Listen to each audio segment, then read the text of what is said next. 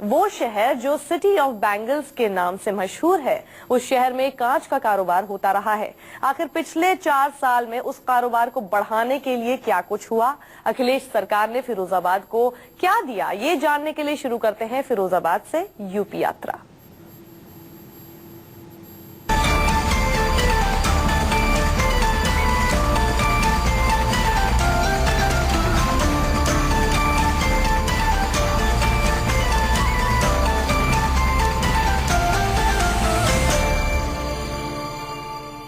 नमस्कार, मैं हूं सैयद सुहेल। यूपी यात्रा करते करते हम कांच नगरी फिरोजाबाद पहुंच चुके हैं। फिरोजाबाद को चूड़ियों का शहर भी कहते हैं क्योंकि लगभग आधा फिरोजाबाद कांच के उद्योग से ही जुड़ा हुआ है। लेकिन पिछले कुछ वक्त में जिस तरह कांच की चूड़ी की मांग कम हुई है, डिमांड कम हुई है, तो इस उद्योग ने भी बुरा वक्त देखा है। लेकिन फिरोजाबाद की अर्थव्यवस्था इसी कांच उद्योग से जुड़ी हुई है। तो आइए चलकर देखते हैं कि कैसे इसके दिन फिरेंगे।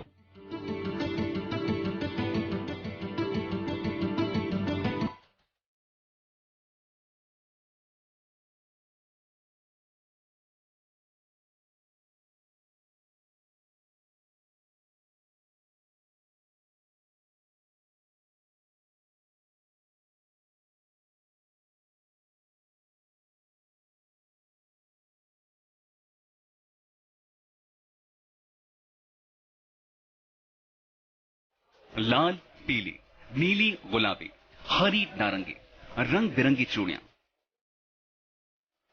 हर गली मोहल्ले में कहीं टंगी दिखती तो कहीं गत्ते के डिब्बे में सजी दिखती सतरंगी चूड़ियां।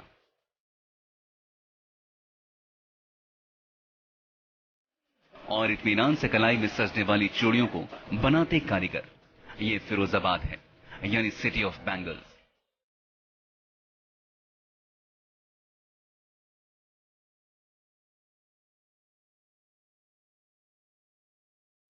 आधा फिरोजाबाद चूड़ी कारोबार से जुड़ा है, यानी लाखों लोगों का रोजगार यही है। कलाई में सुहाग की निशानी के तौर पर सजने वाली रंग बिरंगी चूड़ियां यहां के लोगों के लिए 2 वक्त की रोटी का इंतजाम करती हैं।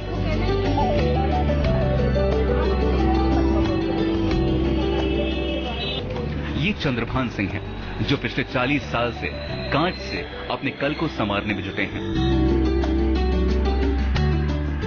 कांच के प्रोडक्ट पर डिजाइन बनाते हैं। उम्र के इस पड़ाव में भी हमेशा कुछ नया करने की सोचते रहते हैं। ये चंद्रभान जी की लगन ही थी। इन्होंने यूपी सरकार की एक योजना के तहत 3 महीने तक कांच के खिलौने बनाने की मुफ्त ट्रेनिंग ली और उस वक्त में इन्हें सरकार की तरफ से पैसे भी मिले।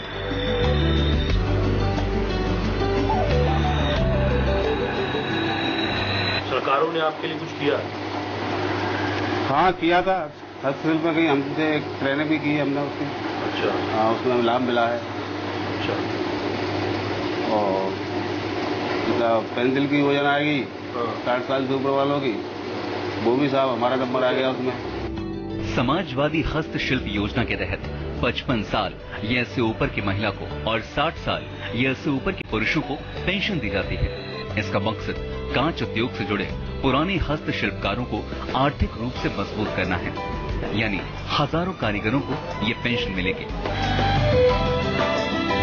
55 वर्ष की महिलाएं और 60 वर्ष या इससे अधिक के पुरुष पात्र पाए गए हैं, उनको हम 500 रुपए प्रति माह की दर से समाजवादी हस्तशिल्प पेंशन योजना के अंतर्गत लाभान्वित करा रहे हैं। फिरोजाबाद में ऐसे बहुत से युवा हैं जो इस उद्योग से जुड़े हैं, जो काफी कुछ करना चाहते हैं।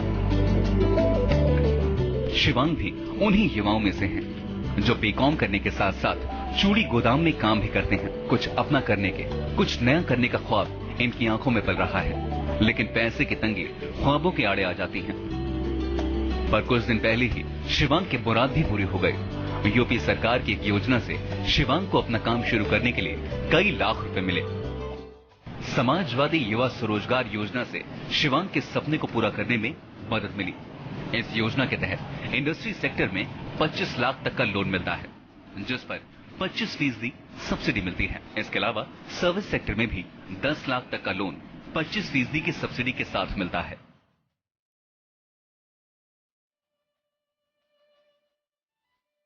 ये समाजवादी युवा स्वरोजगार योजना के नाम से प्रदेश सरकार ने पिछले महीने ही ये योजना लागू की है। इसमें हम जो हमारे जनपद के युवा बेरोजगार हैं, इसकी मिनिमम क्वालिफिकेशन हाई स्कूल पास है। तो जो हाई स्कूल पास हमारे युवा उद्यमी हैं, उनको हम इंडस्ट्री सेक्टर में 25 लाख तक का अधिकतम और सर्विस सेक्टर में 10 लाख रुपए तक का अधिकतम लोन बैंक के माध्यम से कराते हैं। रमाकांत गुप्ता जी एक जमाने से चूड़ी उद्योग से जुड़े हैं। इनके यहाँ चूड़ियां बनती हैं। पूरे देश में इनकी चूड़ियां जाती हैं, लेकिन न सिर्फ कांच की बनी चूड़ियां, बल्कि कांच की बनी किसी भी चीज में टूट फूट का सबसे ज्यादा डर रहता है और ये किसी भी कारोबार के लिए बेहद घाटे का सौदा है। लेकिन अब गुप्ता जी जैसे सभी कारोबारियों के कांच के उत्पाद में अब टूट फूट ना के बराबर हो जाएगी, क्योंकि आगरा लखनऊ एक्सप्रेसवे बनने से कांच का सामान जल्दी और बिना टूट फूट के पहुंचेगा। एक्सप्रेसवे से बहुत फायदा होगा, हमारा रॉ मटेरियल भी यहाँ जल्दी आएगा। तो कुछ ज्यादा पहले से पैसा आ जाता था, वो मतलब ज्यादा हमारा ब्लॉक नहीं होगा। एक तो जल्दी आएगा, भाड़े पे भी असर पड़ेगा, कुछ सस्ता पड़ेगा। कांच नगरी ने एक बुरा वक्त तब देखा जब इसकी ग्रोथ रुक गई थी। उस दौर में मुकेश बंसल उन लोगों में से थे जिन्होंने कई दशक पहले एक रिस्क लिया और ग्लास प्रोडक्ट्स को विदेश में बेचना शुरू किया। तब इन्हें काफी परेशानियों का सामना करना पड़ा था, लेकिन आज हालात ऐसे नहीं हैं। सरकार मुकेश बंसल जी जैसे एक्सपोर्टर का साथ भी देती है और एक्सपोर्ट बढ़ाने में मदद भी करती है।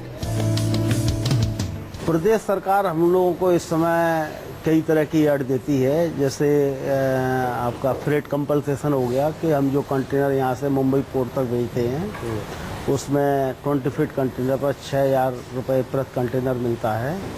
हम लोग जो सैंपलिंग करते हैं, सैंपल वगैरह भेजते हैं बाहरों को, उस पर भी हमको कंपल्सेशन मिलता है। फिरोजाबाद में तैयार होने वाले कांच के प्रोडक्ट्स सिर्फ देश में ही नहीं विदेश भी जाते हैं। फिरोजाबाद में तैयार कांच की बनी चीजें अमेरिका से लेकर ब्रिटेन तक एक्सपोर्ट होती हैं।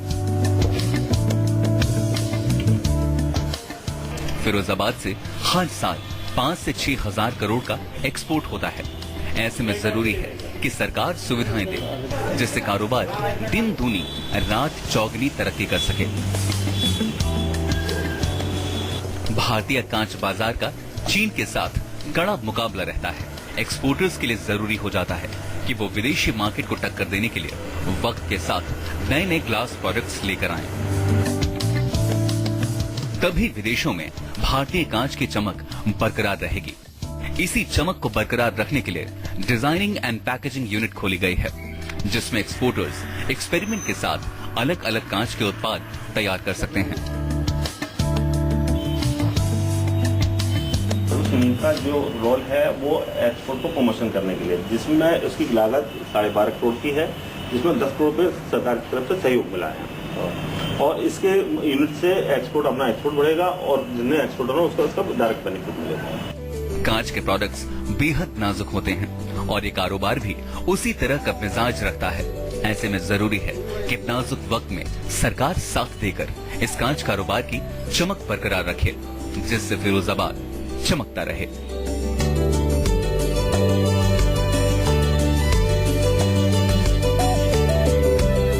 फिरोजाबाद का लगभग 65 से 70% किसान आलू की खेती से जुड़ा है, लेकिन किसान की एक बड़ी समस्या हमेशा रही है कि कभी उसका आलू खराब हो जाता है, कभी उसके आलू को सही दाम नहीं मिलता। आखिर कैसे फिरोजाबाद के आलू किसान मजबूत होंगे?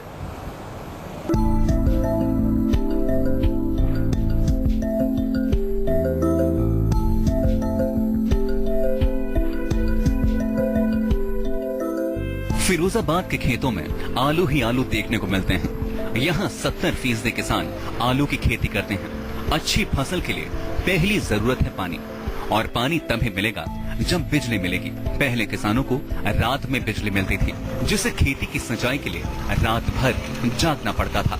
लोकेश जो किसान हैं, उन्होंने मुसीबत भरे दिन देखे हैं और आज के राहत भरे दिन भी। अब इन्हें रात में जागना नहीं पड़ता। आखिर कैसे ये मुमकिन हुआ, हमें खुद लोकेश ने बताया। तब से हमने जो प्रदेश सरकार से सोलर पंप लिया है, तब से जो है हमें मुफ्त बिजली मिल रही है और उससे जो है मुफ्त पानी मिल रहा है और उससे क्या कर रहे हैं हम, पहले हम केवल आलू की खेती करते थे, आलू के साथ साथ अब सब्जी भी की, बागवानी भी खेती करने लगे हैं। अब लोकेश दिन में खेती करते हैं और आम लोगों की तरह रात को सो पाते हैं। इसकी वजह है सोलर पंप। सरकार की योजना के जरिए लोकेश ने 3 HP का लगभग 5 लाख रुपए का सोलर पंप सिर्फ 1,70,000 रुपए में पा लिया।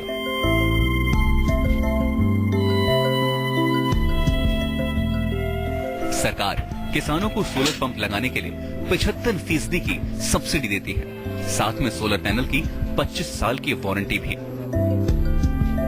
इस पैनल की क्या कीमत है? पैनल इस पैनल की कीमत करीब 2 लाख रुपए है। 2 लाख रुपए। टोटल आपको कितने का पड़ा ये? 5 लाख का? नहीं, हमको केवल 1,70,200 रुपए का पड़ा है। बाकी पैसा आपके अकाउंट में आता है या ना, वो प्रदेश सरकार जो है डायरेक्ट उस कंपनी को देती है जो कंपनी हमारे यहाँ लगाएगी। बिजली पानी से फसल अच्छी तो हो गई, लेकिन किसान के सामने अगली समस्या होती है बारिश और सूखे से बचाने के लिए आलू का स्टोरेज कहां किया जाए। फिरोजाबाद पूरे उत्तर प्रदेश में आलू पैदा करने वाला दूसरा सबसे बड़ा जिला है। यहाँ 65,000 हेक्टेयर में आलू की खेती होती है। ऐसे में आलू के स्टोरेज के इंतजाम सही होंगे तभी किसानों को उनकी फसल के अच्छे दाम मिल पाएंगे। फिरोजाबाद में लगभग 17 लाख टन आलू पैदा होता है। पिछले 4 सालों में यूपी सरकार की योजना का लाभ उठाकर लोगों ने कोल्ड स्टोरेज खोले और आज पूरे फिरोजाबाद जिले में 150 कोल्ड स्टोरेज हैं। 3-4 साल पहले मतलब किसान आलू स्टोरेज में नहीं रख पाता था और फिर स्टोरों की जैसे जैसे संख्या बढ़ी फिर किसान को थोड़ी सहूलियत मिली, उन्होंने आलू अपना स्टोर में रखा और अब उचित दाम मतलब ले सकता है किसान। फिरोजाबाद का आलू आंध्र प्रदेश तक जाता है। ऐसे में किसानों के सामने समस्या आई कि कैसे बिना डैमेज के आलू जल्द से जल्द देश के दूसरे हिस्सों में पहुंचाया जा सके। आलू के देर से पहुंचने की वजह से उसके सड़ने की समस्या आती है, लेकिन ये परेशानी जल्द ही खत्म होगी। आगरा लखनऊ एक्सप्रेसवे फिरोजाबाद से होकर गुजरेगा तो ट्रांसपोर्ट की समस्या काफी हद तक सुधर जाएगी। बीहड़ी क्षेत्र से ये एक्सप्रेस हाईवे गुजर रहा है, जहाँ विकास नहीं था वो एक्सप्रेस माध्यम से जो है हाईवे के माध्यम से अच्छा विकास की उम्मीद दिख रही है। और जो भी जैसे दूध का धंधा है यहाँ व्यवसाय होता है या आलू सब्जियों का, इनको NCR के इलाका गाजियाबाद हो गया, गुड़गांव हो गया, दिल्ली हो गया, जल्दी से जल्दी एक्सप्रेस हाईवे के द्वारा पहुंचाया जा सकता है सुगमता से कम भाड़े में। फिरोजाबाद के किसान के लिए आलू फायदे का सौदा हो गया है और यही वजह है कि फिरोजाबाद के 65,000 रकबे में आलू की खेती होती है। इसलिए सरकार ने कई योजनाओं के जरिए पूरे जिले में आलू के स्टोरेज की दिक्कत को खत्म करने की ठानी, जिसका असर दिखाई भी देता है। किसान को बिजली मिली, पानी मिला और आलू रखने के लिए कोल्ड स्टोरेज भी। किसान की जिंदगी में इन 3 वजहों से काफी बदलाव आ चुका है।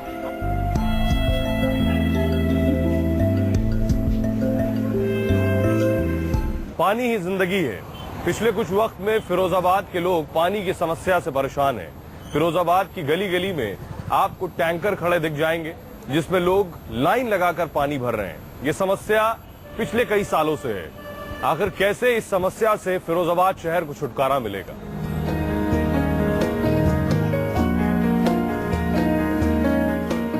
कारोबार और किसान के बाद आखिर आम आदमी की जिंदगी में क्या कुछ पिछले 4 साल में बदला, ये भी जानना जरूरी है। फिरोजाबाद में आम आदमी पिछले काफी वक्त से पीने के पानी के लिए तरसता रहा है। इसकी सबसे बड़ी वजह है जल स्तर 300 फीट नीचे तक जा पहुंचना। जिन इलाकों में पानी की ज्यादा परेशानी है वहां टैंकरों के जरिए पानी पहुंचाया जाता है। लोग लाइन लगाकर पानी भरते हैं। फिरोजाबाद के आधे हिस्से को डार्क जोन घोषित किया गया है। डार्क जोन का मतलब है जहां जमीन के नीचे पानी काफी कम हो गया है और जो पानी है भी वो पीने लायक नहीं। ऐसे में नगर निगम की सप्लाई फिरोजाबाद के लोगों की लाइफ लाइन बन चुकी है। अभी ये बताइए क्या दिक्कत है अभी यहाँ पानी की? ये आप देख रहे हैं ना, पानी के लिए पूरे मोहल्ले में पूर्ति नहीं हो पाती। 2-2 टैंकर आते हैं और समय पर जब समय आता है उस समय लोग ड्यूटी पर रहते हैं। आरा, फिरोजाबाद, टुंडला और मदनपुर 4 ब्लॉक ऐसे हैं जो डार्क जोन में आते हैं। इसके अलावा दूसरे इलाकों में भी पानी पीने लायक नहीं बचा है। ऐसे में लोगों को पानी कैसे मिले, इसके लिए एक बड़ी प्लानिंग है। फिरोजाबाद के लिए पानी लाने के लिए गंगा कैनाल से करीब 40 किलोमीटर की एक अलग नहर बनाने की तैयारी है, जिससे पानी से लेकर करीब 400 बीघा जमीन पर बने जलाशय में नहर से आया पानी इकट्ठा किया जाएगा। फिर जल निगम पानी को फिल्टर करके घर घर सप्लाई करेगा। जगह जगह जो है 30 CWR बना रहे हैं और ओवरहेड टैंक बना रहे हैं, जिसके लिए सैलई और नंदपुर जो हमारा क्षेत्र है वहाँ पे हमने जो है टैंक का काम शुरू कर दिया है। अपना काम हमारा प्रगति पे है और मार्च 2017 में इसको करने की पूर्ण योजना है। 80% काम पूरा हो चुका है, बचा हुआ काम जल्द ही पूरा हो जाएगा, जिसके बाद पूरे फिरोजाबाद की प्यास बुझेगी। लोगों को पानी के टैंकरों के आगे लाइन लगाकर नहीं खड़ा होना पड़ेगा। 24 घंटे पानी सीधे लोगों के घरों तक पहुंचेगा। मैं आगरा लखनऊ एक्सप्रेसवे पर हूं। यह आगरा लखनऊ एक्सप्रेसवे फिरोजाबाद से होकर गुजर रहा है और उम्मीद की जाती है कि इसके शुरू होने के बाद फिरोजाबाद भी रफ्तार पकड़ेगा। लेकिन उन फिरोजाबाद के किसानों का क्या हुआ जिनकी इस एक्सप्रेस हाईवे में जमीन गई? उनसे मिलते हैं चलकर।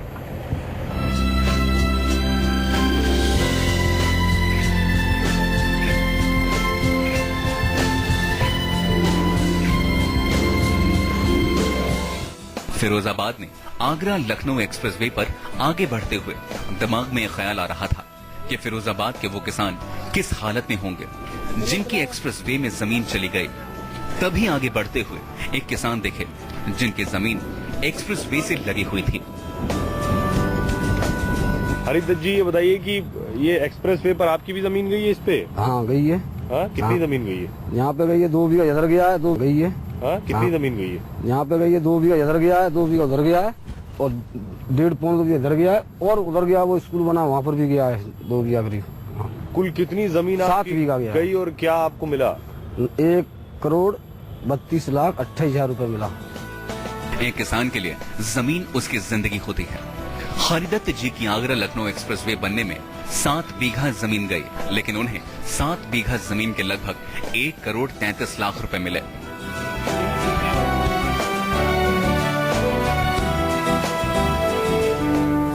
हरिदत्त जी के पास अब अपना एक खूबसूरत घर है। 7 बीघा जमीन गई तो सबने मिलकर 24 बीघा जमीन खरीद ली। 2 ट्रक के मालिक हैं। आपकी जिंदगी में कोई बदलाव हुआ किसान होने के नाते? हाँ, बदलाव हुआ। क्या? ऐसा पहले मैं सिर्फ खेती जोतता था, अब मेरे पास गाड़ी चल रही है, ट्रक भी चल रहे हैं, जमीन भी ज्यादा है। हरिदत्त जी जैसे किसान के जिंदगी में बदलाव तो साफ दिखता है और उनकी समझदारी भी, जिसे साथ मिला यूपी सरकार की नीतियों का।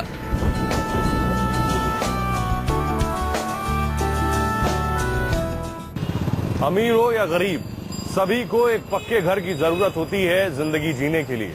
आपको मिलवाते हैं बंजारा समाज से, कैसे उनकी जिंदगी बदली।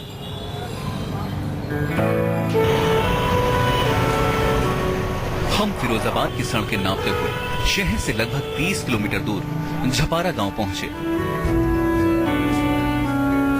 इस गांव में बंजारा समाज के कई लोग रहते हैं जो अब से कुछ वक्त पहले बेहद खराब हाल में जिंदगी गुजार रहे थे। वहाँ क्या दिक्कतें थी? कितनी आँच लग जाती थी, कई जानवर तक जले, कई लोग घर से बेघर हो गए। एक झोंपड़ी में आग लगी तो पूरे गांव में आग लग जाती थी। वहाँ पर तो हमें इतनी सारी परेशानी पड़ती थी कि हमारे ये समझ बच्चे लोग हैं कि ये समझ सुकून से नहीं रह पाते थे। अगर हम अपना थैला भी रख दें तो भी कच्चे में हमारे मिट्टी में हो जाते थे। हमारे कपड़े धोते हर वक्त ऐसे लगते थे कि हर वक्त हम लोग गंदे कपड़े पहन के फिरते हैं। बंजारा समाज के लोग कुछ वक्त पहले तक फूस के घरों में रहते आए थे। फूस के घरों में कई बार हादसे भी हुए। आग लगने से कई बच्चों की मौत भी हुई। ऐसे ही फूस के घरों में अपने 4 बच्चों के साथ सत्यवान सिंह भी कुछ वक्त पहले तक रह रहे थे। मेहनत मजदूरी करके पेट पालते हैं। सत्यवान की जिंदगी में सबसे बड़ा बदलाव तब आया जब इन्हें पक्का मकान मिला। सत्यवान की तरह विजेंद्र भी मजदूरी करते हैं। इन्हें भी एक पक्का मकान मिला। इसके अलावा लोहिया आवास योजना के जरिए 19 बंजारा परिवारों को एक साथ एक कॉलोनी में अपना आशियाना मिला, घर बना कर दिया गया। अब हम समझते कि हम भी रईस हैं। हम लोग ये समझ लो 2 वक्त की रोटी चैन से खा सकते हैं इस वक्त। सरकार ने अब गरीबों के लिए कुछ सोचा है या आपको लगता है नकारा सरकार है, बेकार है? बहुत सोचा है, बहुत सोचा है। हम इस सरकार से बहुत खुश हैं। हम इस सरकार से बहुत खुश हैं और ये समझ जब तक रहेंगे हम इसका एहसान नहीं भूलेंगे इस सरकार का। इस गांव में कुछ ऐसे भी थे जिनकी पूरी जिंदगी फूस के घर में गुजर गई, लेकिन उम्र के इस पड़ाव में अपना मकान मिला तो इनकी खुशी का ठिकाना नहीं रहा। सरकार इसलिए बढ़िया है कि पहले झोपड़ी में रहते थे, बच्चों को छुपकाते थे, टपकते थे, सारी रात जगते हो जाते थे। कितनी जिंदगी आपने सर? हमारी कम से कम 60 साल की तो उम्र देखते हो गई, कम से कम 68 साल की उम्र हो चुकी है। हाँ। तो अब जो साल भर से हमें कॉलोनी मिल गई, इसी सामने में मिली थी। अब बच्चे को आराम से लिटाते बैठाते। आज इनकी जिंदगी काफी बदल चुकी है और यूपी सरकार ने पूरे फिरोजाबाद में 3000 से ज्यादा गरीबों को अपना घर बना कर दिया है। टोटल हम बताएं तो कुल जो है अभी तक 3225, अगर इस वर्ष के जो 660 प्रस्तावित हैं उसको हम मिला लें तो कुल 3225, 3225 लोहिया आवास होते हैं और इसमें से 2499 हमारे कंप्लीट हो चुके हैं। फिरोजाबाद के हजारों गरीबों को छत मिल गई, किसानों को बिजली पानी और कांच कारोबारियों को सहूलियत। यह फिरोजाबाद में बड़ा बदलाव है जिसमें हर तबके का विकास हो रहा है।